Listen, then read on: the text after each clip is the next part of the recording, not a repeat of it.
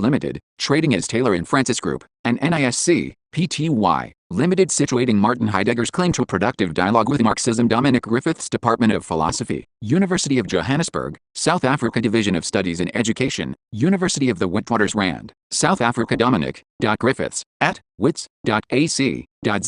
This critical review aims to more fully situate a claim Martin Heidegger makes in Letter on Humanism, that a productive dialogue between his work and that of Karl Marx is possible. The prompt for this is Paul Lawrence Hemming's recently published Heidegger and Marx, A Productive Dialogue Over the Language of Humanism, which omits to fully account for the historical situation which motivated Heidegger's seemingly positive endorsement of Marxism. This piece will show that there were significant external factors which influenced Heidegger's claim and that, when seen within his broader corpus, these particular comments in Letter on Humanism are evidently disingenuous. Given that his general opinion of Marxism can only be described as vitriolic, any attempt to explore how such a productive dialogue could be construed must fully contextualize Heidegger's claim for it. This piece will aim to do that, and more broadly explore Heidegger's general opinion of Marxism. Introduction. The long-standing debate over whether the thought of Karl Marx and Martin Heidegger are compatible, and if so, in what terms, is the backdrop of this paper. Its immediate prompt is the most recent substantial contribution to this debate, Paul Lawrence Hemming's Heidegger and Marx, A Productive Dialogue Over the Language of Humanism. Point 1. Described by one reviewer as a heroic failure, Hemming's contribution is a valiant and well-considered attempt to more fully explore what a potential dialogue between these seemingly disparate thinkers would look like.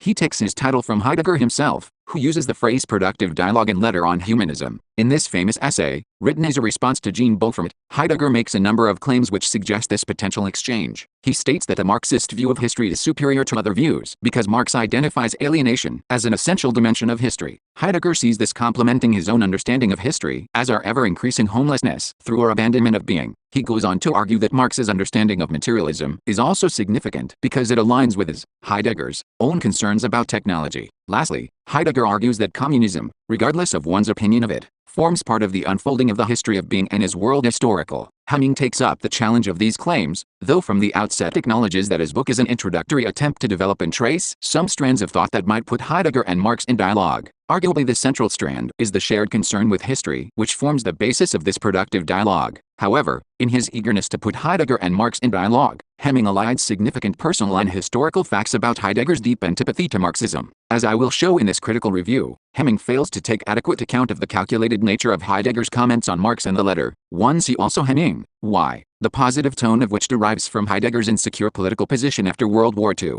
Thus the productive dialogue Heidegger claims should be approached with genuine caution, and informed fully by the context which produced it. A close reading shows that Hemming's book does not take this context into account with sufficient care. The main aim of this paper is to revisit and collate these contextual facts, and thus to call into question the potential exchange Heidegger and Hemming allude to. The process will be threefold. Firstly, I will present a brief overview of Hemming's book and why he believes that Marx and Heidegger are fruitfully compared. Secondly, I will place the Letter on Humanism, on which Hemming's argument chiefly rests, in its historical and biographical context, in terms of Heidegger's situation when he wrote it. Finally, I will contextualize the letter within the rest of Heidegger's corpus, examining the scattered mentions of Marx found therein, as well as discuss Heidegger's views of modern technology which are strongly anti-Marxist. While his engagement is never especially substantial, these mentions make clear that Heidegger felt a long-standing, deep antipathy towards Marxism, in spite of his claims in the Letter on Humanism. Hemming overlooks much of this negative sentiment in order to promote his claim to a productive dialogue. While Heidegger considers Marx's thought to be world historical in an implied positive sense in the letter, in other seminars, published works and personal notebooks he much more strongly states that Marxism is a dangerous failing, indeed a self-destructive denial of being,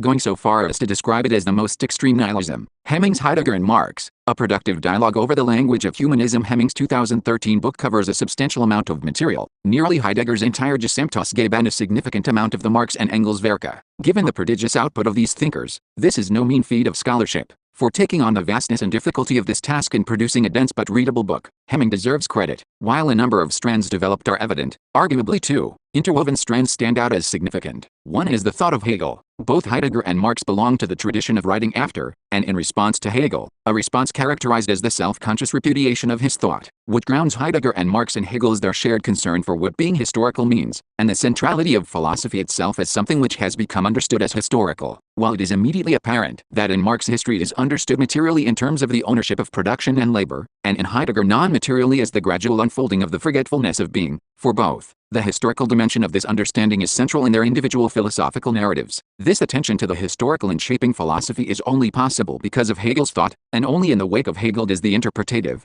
historical dimension of philosophy fully emerge. Thus a substantial part of Hemming's book is concerned with orientating Hegel's place in Marx and Heidegger. Essentially, while Heidegger and Marx do not speak the same, they speak from out of the same, meaning that both are concerned with understanding the essence of man, an essence which unfolds historically. The central insight which drives this claim for Hemming is that it is only in Heidegger's middle work, emerging fully now with the near completion of the Gesamtausgabe, that his concern with the historical is fully evident. The middle work stands for the 7 volumes gathered collectively under the title Das Ereignis, the event, written between 1936 and 1948.2. These volumes form the important background for the marginal note Heidegger added to the 1949 published edition of Letter on Humanism. What is said here was not first thought up when this letter was written, but is based on the course taken by a path that was begun in 1936. In the moment of an attempt to say two, these begin with Nihilismus 1. Die Überwindung das Wesen des Nihilismus.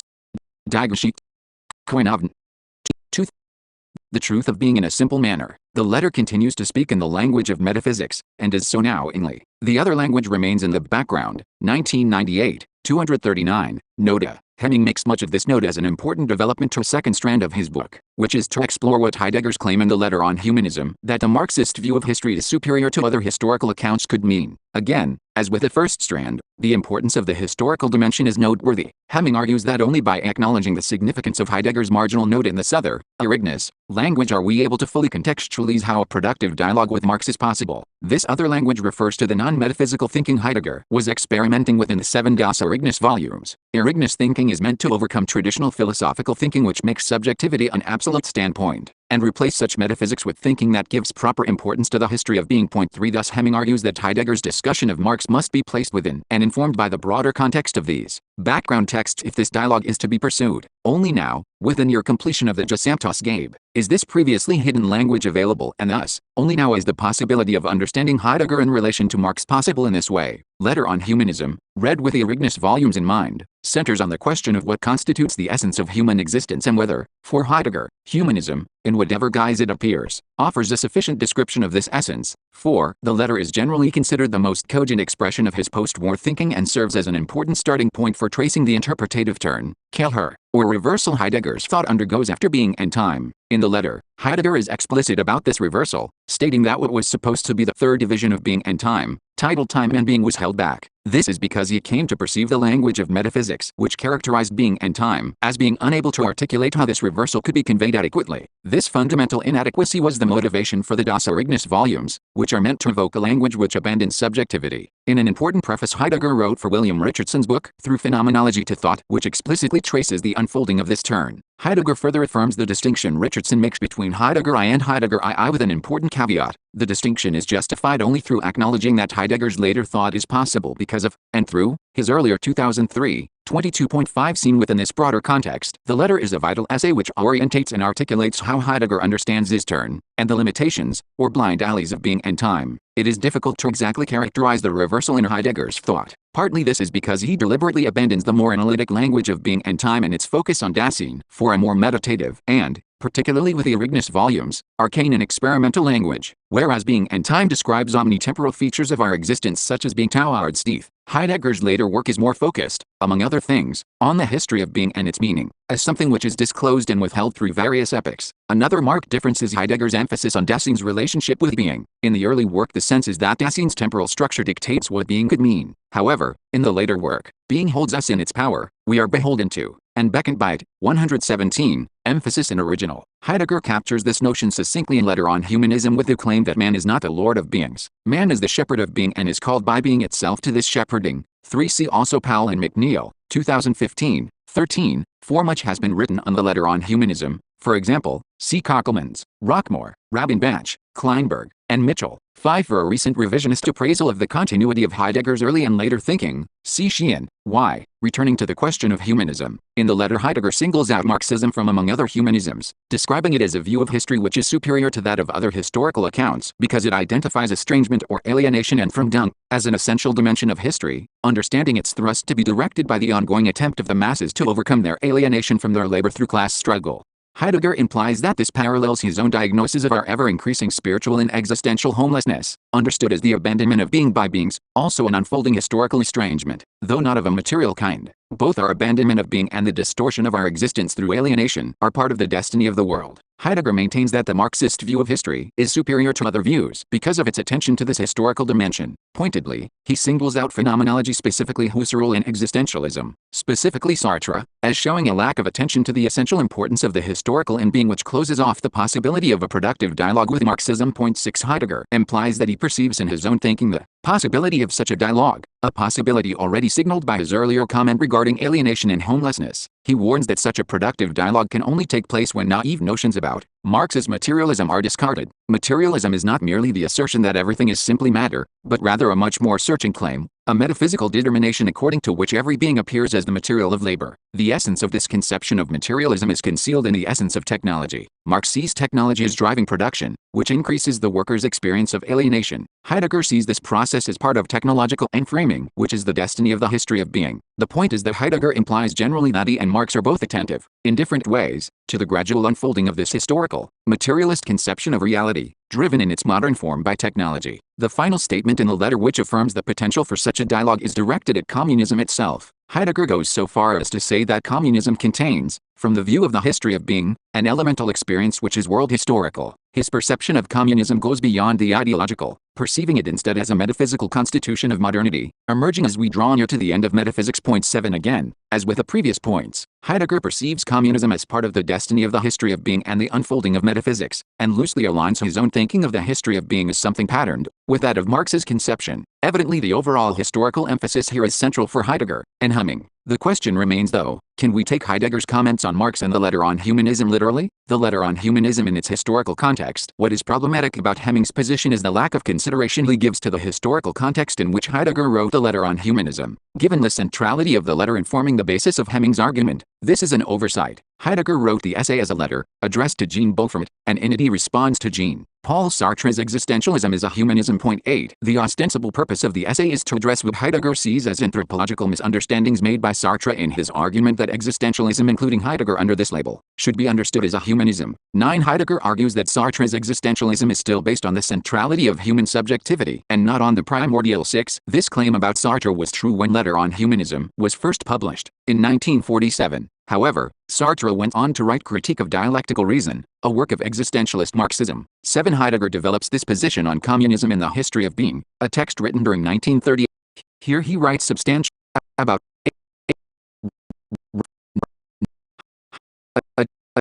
why significance of being. Existentialism is a humanism, explicitly affirms human values and remains bound up within a traditional Cartesian metaphysics, in spite of his claim that existentialism means, concisely, that existence precedes essence. Sartre misses the radically ecstatic and nihilistic existence Heidegger actually intends, and the letter aims to address this. 10. Numerous commentators have noted that the timing of the letter on humanism was evidently premeditated. At this date, serious questions were being raised about Heidegger's involvement with National Socialism. He was isolated and had lost credibility in Germany. Since the territory of Baden, in which Freiburg was located, was under French Allied occupation, the essay can be seen as an overture to the French philosophical community, particularly the now famous and influential Sartre. Tom Rockmore sees the essay as an offensive to deliberately attract French attention away from Heidegger's Nazi past. Jean Beaufort was a member of the resistance and had impeccable credentials. His sometimes near hagiographic endorsement and defense of Heidegger contributed to the ambiguity surrounding the latter's involvement with Nazism, which lingered for some decades. 11. Even more damning, Ethan Kleinberg points out that only after Heidegger's attempts to contact Sartre had failed did he address the letter on humanism to Beaufort, making the gesture seem even more calculated. The text's positive statements about Marxism can be read as a similarly self-protective, pragmatic effort. Anson Rabenbach writes that the endorsement of Marx is to say the least out of character for Heidegger, which does suggest an alternative motivation is plausible. Not only would acknowledging the Marxist view of history as superior to others be an explicit overture to the left and a way to court the French connection, and put some distance between himself and accusations of Nazism, but also, Heidegger's sons were still in prisoner of war camps in 1948, and a public affirmation of Marxism could potentially help them. Robert Bernasconi argues that Heidegger's openness to a productive dialogue with Marxism was playing it safe, given the proximity of the Soviet army. All in all, The letter, as Rabenbach puts it, exemplifies Heidegger's ability to assume a position of the highest philosophical rigor while positioning himself in the most opportune political light. 12 Hemming does not mention any of this background context. The negative opinion of commentators is supported by the comments of Herbert Marcuse, whose condemnation of the letter carries particular weight due to his personal knowledge of Heidegger. Marcuse tried to develop a dialogue between the work of Marx and Heidegger, long before the latter, as discussed below, suggested such a possibility himself. In his early work, Marcuse attempts to create an alignment between Heidegger and Marx, a bridge between phenomenology and historical materialism. 13 By placing the historicity of Dasein within the framework of the dialectical method, Marcuse argues for the possibility of the existential authenticity of the proletariat through radical, revolutionary action. Initially, in the late 1920s and early 30s, Marcuse saw in Being and Time a concrete philosophy which spoke to the immediate and real concerns of existence and the human condition. 14 He perceived in these real concerns the strong possibility of an alignment with Marxism, a philosophy which, above all, is grounded in the concrete. Heidegger's public conversion to Nazism, which took many of his students completely by surprise, contributed greatly to Marcuse's deep disillusionment with Heideggerian philosophy. Rereading Being and Time after Heidegger joined the party in 1933, Marcuse decided that the concrete philosophy offered in Being and Time was a phony, a false concreteness, and that Heidegger's philosophy was just as abstract and disconnected with reality as the previous traditions which had dominated German universities. Heidegger 10 For a detailed account of Heidegger and Sartre's relationship, see Bernasconi, 11 see Rockmore, page 107 onwards, for an engrossing account of Beaufort's unwavering discipleship of Heidegger. 12 As Rockmore puts it, if Heidegger's intent in writing his letter on humanism was not only further to develop his thought but also to influence the French philosophical discussion, through correcting the anthropological misinterpretation of his thought, then through securing allies abroad for his person and thought when few were available in his own country, and finally through limiting the threat to his own person and thought represented by the incipient debate on his Nazism, then he succeeded brilliantly. 13 The fullest expression of this is Marcuse's 1932 Habilitationsschrift. 14 See also Marcuse, why, was using his existential analysis to get away from social reality rather than into it. Feeling duped and betrayed, Marcuse came to judge his attempted integration of the two traditions as a failure. 15 In an important interview in 1977, Marcuse referred directly to the letter on humanism, arguing that since it was written under Allied occupation of Germany, when one didn't know yet how things would go, Heidegger's seeming sympathy with Marxism must be seen as a calculated endorsement, written as a protection against imminent denazification. In a comment that is even more damaging to the view that the essay's support of Marxism deserves serious attention, Marcuse stated that he believed Heidegger had never really read Marx, although he admitted this was an open question. Again, Hemming does not mention any of this, even though, for example, he quotes other parts of the interview with Marcuse. Heidegger on Marx. Beyond the letter, when we consider Heidegger's corpus more broadly, what is apparent is the generally vitriolic opinion Heidegger has of Marxism, which is distinctly at odds with the tacit endorsement that appears in the letter on humanism. To further reinforce the calculated nature of Heidegger's comments about Marx in that essay, this section will collate and discuss some of the more significant mentions of Marx in Heidegger's corpus. The bulk of these appears in Introduction to Metaphysics, the Lethor and Zorngen seminars, and a late television interview.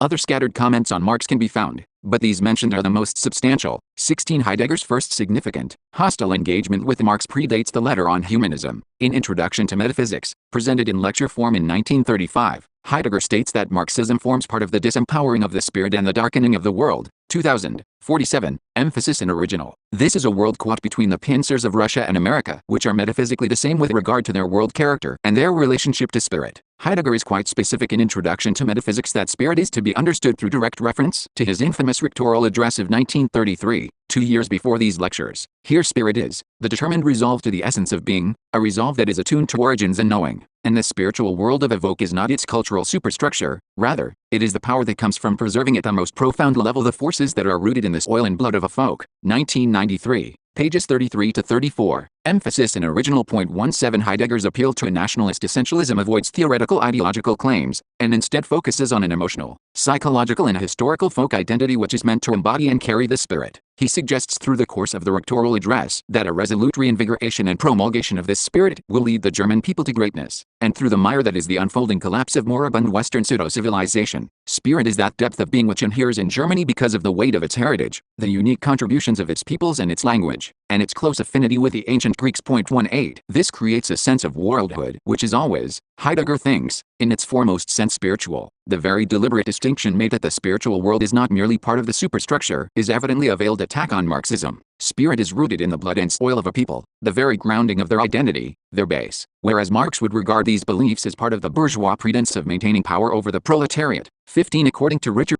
1, The Full Story of 16, for example. See Heidegger. Marx is also mentioned in anti-Semitic terms in the 4th volume of the Black Notebook, still only available in German.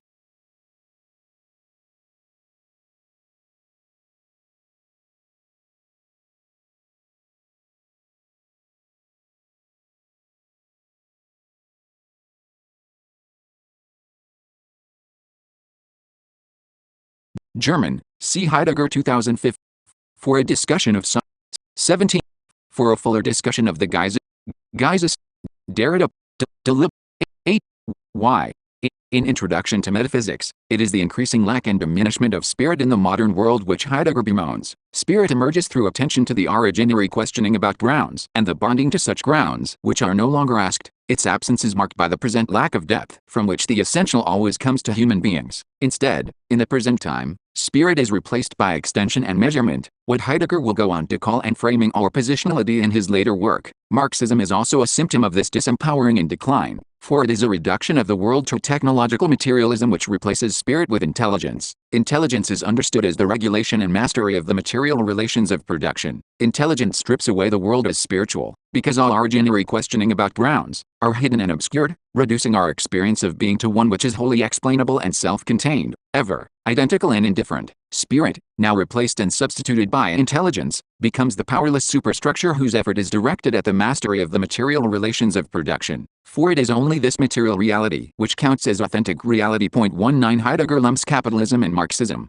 America and Russia together, which is no coincidence. Both ideologies, seemingly antithetical to each other, are governed by our concern with material reality in terms of labor, production, capital, consumption and exchange value. Their central distinction concerns the control and distribution of that reality. This conception of materialism, as Heidegger says in Letter on Humanism, is the world reduced entirely to the material of labor. This is the case in both ideological frameworks, in that they are driven by the same metaphysical presuppositions about what the real really is. Both ideologies emerge as part of the disenchanted industrialization of the world, which becomes wholly fixated on what is calculable, what later Heidegger calls enframing or positionality. Gestal. 20 Heidegger's critique of technology can be interpreted as a forceful rejoinder to Marx's material conception of reality. Essentially, he characterizes modern, industrial technology as a force which orders and positions the world in a predetermined way, according to the dictates demanded by this technology itself. In his most well-known essay on this subject, The Question Concerning Technology, he argues that the essence of technology is a particular way of revealing being, which he calls a challenging herausfordern. The earth and its inhabitants become standing reserve, bestand, meaning that everything is reduced to only its resource potential. Natural resources are set upon through mechanization in order to extract and store them for future use. One of the numerous examples he gives of enframing is the current of the Rhine, which is manipulated to supply hydroelectricity. Unlike a traditional windmill, which was built in a suitable place dictated by the river's flow and dependent on the winds blowing, the hydroelectric plant demands the certainty of a reliable current of water. This entails manipulating and damming the river itself to ensure this constant output of energy. Even the aesthetic dimension of the Rhine, as a landscape, is commodified under the gaze of vacationing tourists. Thus the essence of technology everywhere reveals or positions being according to the dictate of challenging forth. What underlies Gestel is the sense that this current epoch is part of the historical unfolding of the forgetfulness of being itself. We may assume that technology and the need for standing reserve are driven by our own demands and intelligence, but fundamentally, we do not control the mystery of unconcealment itself. We are beholden to the sending of being, and our modern epoch, characterized as Gestel, is its current manifestation. The danger essential is that the possibilities of being granted to us, and our openness to these possibilities, are overwhelmed and overtaken by this one dominant mode of revealing. The principle of enframing, the centrality of measure, and the replacement of spirit for intelligence all precipitate the erasure. And 19. It is worth noting the close proximity of the pejorative use of superstructure in the rectoral address and in Introduction to Metaphysics.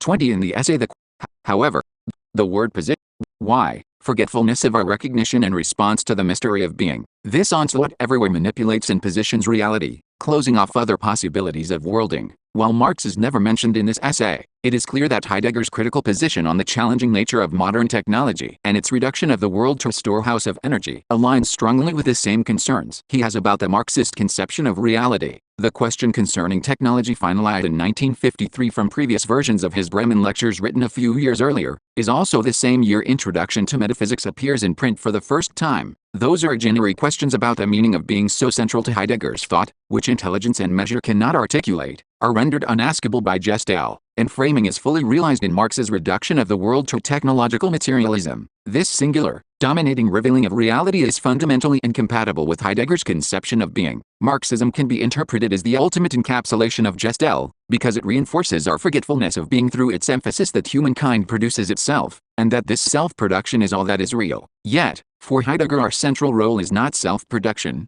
but the shepherding and guardianship of being. Reality is not ours to control. Instead we are summoned by and granted our discursive potential through the call of being itself, and it is this, our ontological openness to this call which is fundamentally threatened. This concern with technological domination and its alignment with Marxism are themes discussed explicitly in the Luthor and Zorngen seminars, which took place between 1966 and 1973, 2012 c. Heidegger's reflections here on Marxism are not particularly sustained, being spread over the course of the 4 seminars. He reiterates positions already established in the letter, but fundamentally his position regarding Marxism now is entirely negative, though it is world historical. Marxism wholly reinforces our forgetfulness of being in its reduction of human beings to mere agents of production. When Marx claims that man produces himself, Heidegger argues that this means that man is a factory. Man produces himself as he produces his shoes. Production, whether material or social, becomes the measure of successful human existence. Existence itself is entirely encompassed within the production process, a practical claim which is only possible because it rests on the metaphysical assumption that the nature of reality is fundamentally material. Heidegger sees in this reduction of human existence to its self-production the danger and possibility of our self-destruction. This self-destruction emerges because of the seemingly inescapable impulse of the imperative of production. The imperative of progress is coupled to an imperative of production which, in turn, can only produce if there is an imperative of ever new needs. There is a constant rush of consumption and everything new is immediately obsolete and outmoded, replaced by something even newer. Tradition, and with it our situated historicity, i.e., spirit, are usurped by the anxiety of the even newer. What has been can no longer be present except in the form of the outmoded which is entirely inconsequential. 73. Emphasis and original. Elsewhere, Heidegger reiterates this self-destruction, writing that the laboring animal is left to the giddy whirl of its products so that it may tear itself to pieces and annihilate itself in empty nothingness. In these seminars, it is clear that Heidegger's critique of Marxism is informed by his notion of Gestell. To reiterate, this is not merely the contemplation of the theory of the orderability of reality as a possibility, but is our metaphysical reality, the destiny of being unfolded into the present age. Thus to think is to think about,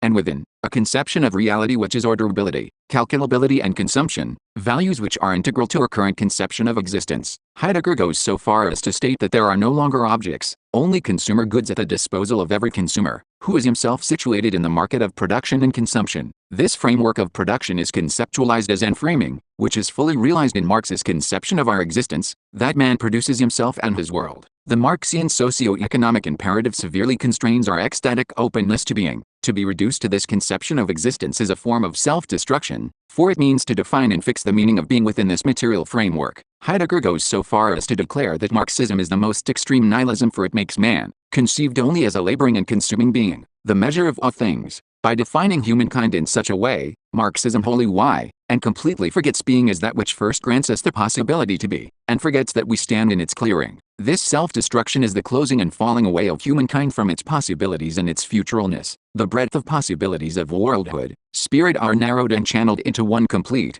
global ideology, a single all-encompassing meta-narrative. The irony is that this elevation of man as producer to the highest principle is also only possible because of the age of nihilism, because we live in a disenchanted world finally and completely emptied of any transcendent meaning. In the Luthor and Zorngen seminars, Heidegger turns the assessment by the letter of Marxism on its head. The world historical status of Marxism is deeply indicative of, and implicated in, the current deepening nihilism of our age. This critique continues in the 1969 seminar, held on September 7 of that year, when he discusses Marx's 11th thesis of Feuerbach. The philosophers have only interpreted the world, in various ways. The point, however, is to change it. 1972, 145, emphasis and original. Heidegger wonders whether there is a genuine opposition between an interpretation and a transformation of the world. Is not every interpretation already a transformation of the world, assuming that this interpretation is the work of genuine thinking? 2012 c. 52. Emphasis and original. He develops the point in a television interview recorded 2 weeks later, on September 24, 1969.21. The moment is somewhat staged as he, prompted by a question, reaches for an already open book on a nearby bookshelf and reads out Marx's 11th thesis, which he then critiques more strongly, suggesting that this thesis overlooks that a world change presupposes a change of world idea, and that a world idea is only to be obtained by a sufficient interpretation of the world. 1977.39. Emphasis and original. Thus any change must be premised on an already existing interpretation of what the nature of reality should look like, in order for it to be realized. Heidegger suggests that the first part of Marx's thesis speaks against philosophy, but in the second part it is tacitly endorsed. In the TV interview, therefore, Heidegger completes the thought he first suggested in the seminar 2 weeks before. Marx's thesis had elided the fundamentally necessary relationship between genuine interpretation and transformation, the latter unable to exist without the former. The close proximity of the seminar and the interview, in which Heidegger ponders the same aphorism, seems to support Marcuse's accusation that Heidegger never read Marx thoroughly.